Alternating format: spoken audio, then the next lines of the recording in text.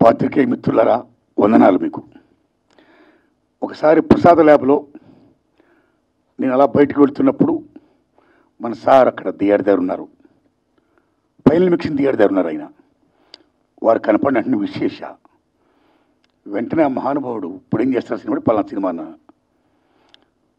విశాఖ ఉక్కు ఆంధ్ర హక్కు ప్లాన్ చేసుకుంటున్నా సార్ అని చెప్పా.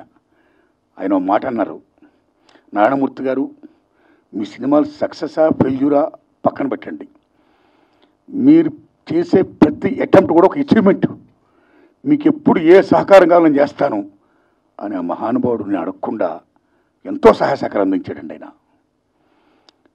ఆయనకి నాకు ఏ అబ్లిగేషన్ లేదండి, కేవలం నా పట్ల నా సినిమా పట్ల ఆయనకున్న అభిమానం.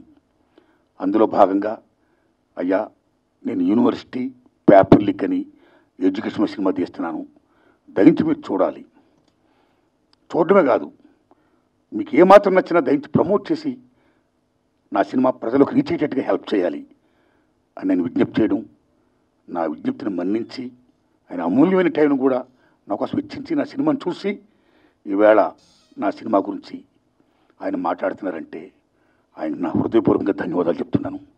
Thanks a lot sir. Please పాత్రికేయ మిత్రులారా,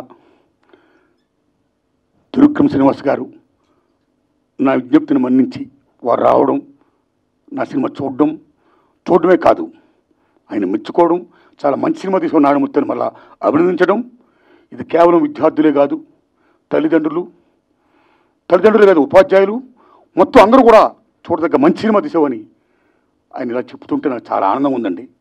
వారికి హృదయపూర్వకంగా ధన్యవాదాలు చెప్తున్నాను సార్.